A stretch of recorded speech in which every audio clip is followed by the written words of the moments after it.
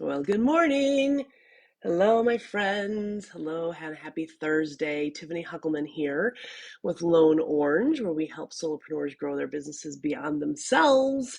And I am actually here on vacation with my family. We're doing a little mini vacation, kind of a getaway here between Christmas and New Year's. Just a chance to get away, unplugged, except for this live, to just kind of spend some time with the family and take advantage of this time when everybody's off.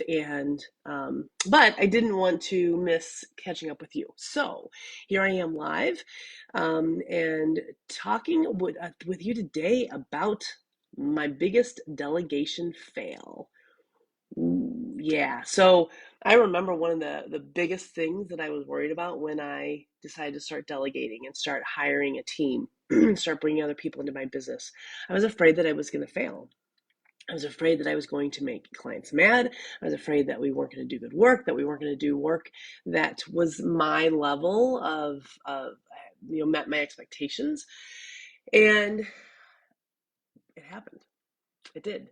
And so I can't tell you that it's not going to happen, but what I can tell you is everything that I learned from it so that you can avoid doing it yourself. Because so what happened is I was growing my graphic design firm, and so I had kind of found several different designers that I was sort of trying out, and I had found a new designer, and we had done a couple small projects together, and she had worked great, and but very kind of small, very low risk kind of situations. Well, then I had a client come to me, a brand new client, who I met, I think, through networking, and he wanted something pretty specific, or pretty special, not even specific, which is part of what I had learned. But he really wanted something very special, and so I decided to use this new designer. I thought she had done a great job so far, and so I decided to use her to help me with this project. So I gave her the instructions that the client gave me. And at this point, none of my designers were talking to clients. So it was all, I was the conduit between the two. Um, and so the client had given the instructions, kind of vague instructions, honestly. So I gave her those instructions, and the first project, or the first round, the first design that she sent, I thought it was okay. I didn't really know what to tell her to do differently, so I sent it to him, and he hated it. All right, so he and I talked. I talked about what he didn't like, and he kind of repeated the same instructions. Like, so I didn't get better instructions. So I sent it back to her with those instructions. She changed it. He he loathed it the second time around. And he finally fired me because he was like, "This is not going anywhere. I'm not going to spend my money here. You're terrible, blah, blah, blah." I took it very personally, as you can imagine. I had, it was probably one of the first big projects that I had delegated out. And my son is knocking on the door, and we're in a hotel, so he can't get in. So come, follow me while I continue to tell the story. Um, so he didn't like it, and he hated it so much that he fired me. And I took it very personally, and it was terrible. And I felt terrible about this. And I didn't know what to do. Like, I didn't know how to fix the problem. Oh, Aiden wanted to come say hi. You have to say hi. You have to say something. No. Oh, he's going to be shy. All right. Thank you. So, anyway, back to my story again. You're just going to stay here? Yeah. Okay. All right. So he fired me. I took it very personally. It was terrible. I was devastated. I thought this delegation thing is not going to work. I can't do this. But after I calmed down, I realized there were several things that went wrong in this situation, several things that I could control going forward. And that is the big lesson that I want you to learn from this. First of all, it's hiring the right people, hiring people that have the skills and the talent and the culture, alignment with your culture, that are going to fit your business. And I can't say that she didn't necessarily. Um, I think probably the problem in this situation were the next two things that I learned. But absolutely the very first thing, because I have had problems with delegation and hiring people who didn't fit my my my business culture. So that is the number one thing. making sure that you're hiring the right people, people who align with your culture, people who also have the talent that and the skills that you need. All right, number two, the biggest thing I learned was clear instructions. I didn't get clear instructions from the client, and therefore I didn't get clear instructions to the designer.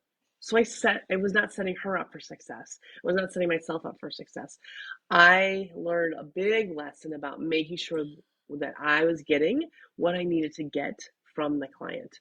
I learned a lot about asking better questions, about getting samples, about getting examples, about getting inspiration from the client. So I learned that I had to do my work up front to make sure that I was getting clear instructions and to set my designers up for success.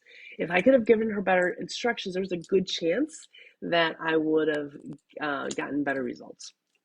The next thing is the checks and balances. It's not fair, especially in the beginning, for a new person that you're delegating to just throw them the work and then expect it to be just fine first shot, right? So there has to be checks and balances. And so I realized that I had to put myself in I wasn't the designer, but I needed to be a creative director role. I needed to have a a different role where I was at least checking the work and getting feedback or or asking for changes before it went to the client. I was trusting so much that what the designer was giving me was going to be exactly what the client would want, but they never had interaction with the client, so there could have been some things missed, and it may or may not have matched my level of quality. So I really had to make sure that I was still checking in. Now, here's the thing: that doesn't mean that I have to do that all the time, forever and ever, but especially in the beginning, depending on the task that you're giving, especially in the beginning, there needs to be some level of checks and balances, making sure that you're checking in, making sure the quality is there, and that sort of thing. That way you can correct things before they've gotten too bad. You can correct things for future so that they're fixed, and it just makes life so much easier. So my delegation fail was pretty miserable, pretty devastating, and difficult to deal with. And I don't want you to have to go through that. So I want you to learn from my delegation fails. And to avoid that delegation fail, I want you to come sign up for the Delegate It challenge. I'm doing it January 24th through the 28th.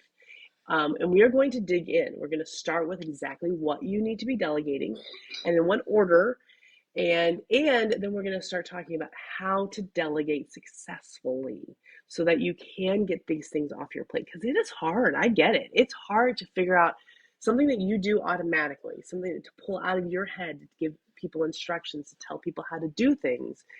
A lot of times we expect everybody does things the way we do them, or thinks about things the way we think about them, and it's not true. So there's a whole technique, there's a whole way that you have to pull that out of your head to be able to give good instructions to the people that you're delegating to. So I hope that's helpful. Make sure you come join the Delegate It challenge. I will post the link in the comments below as soon as I'm off of here. And make sure you share it with other people, and invite other people who you know are ready to delegate, who need to get some things off their plate so that they can grow their business. And let's get them started. Let's get 2022 started off on the right foot. And let's get you delegating. All right, my friends, if you've got any questions about any of this, make sure you put those in the comments as well. If you're here live, or if you are here if you're here live, or if you're here type replay and type your question. I'll be happy to come back and answer it. All right, friends, I'm going to get back to my vacation, and I will see you next Thursday in the new year. Take care. Bye-bye.